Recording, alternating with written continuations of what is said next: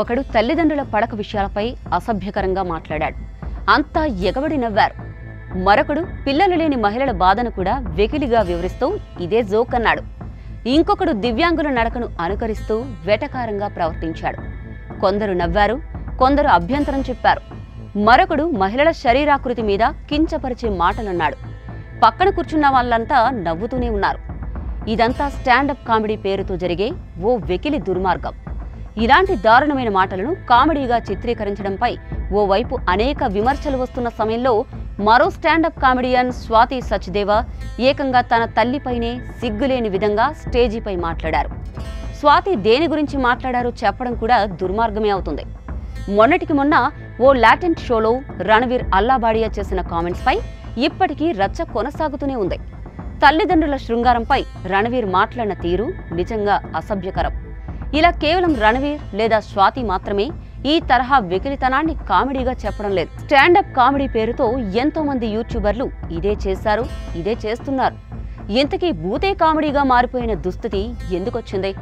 తల్లిదండ్రుల ప్రైవేట్ విషయాలపై మాట్లాడడం కూడా జోక్ అని భావించాల్సిన దారుణ పరిస్థితులకు కారణాలేంటి?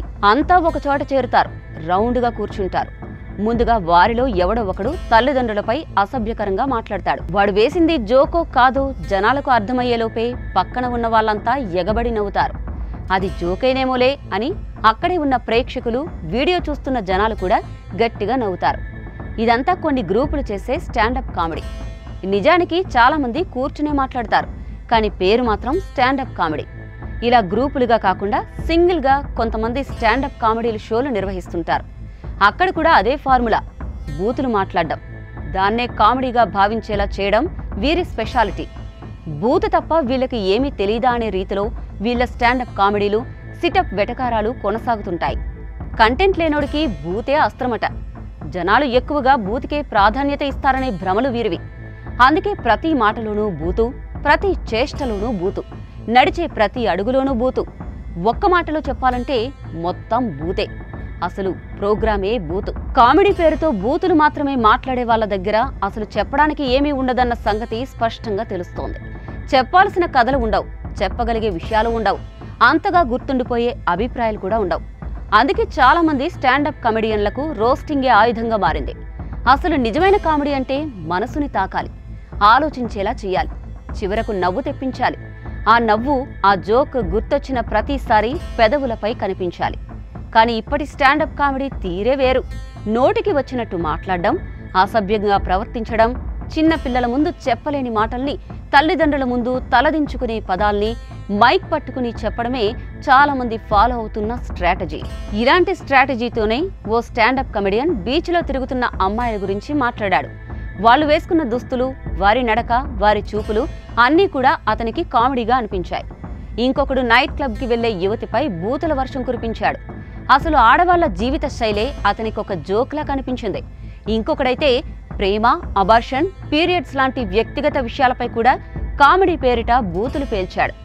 ఇక చాలా మంది యూట్యూబర్లు చేసే పని ఒకటి ఉంటుంది. అది మహిళల శరీరాల చుట్టూ తిరుగుతుంది.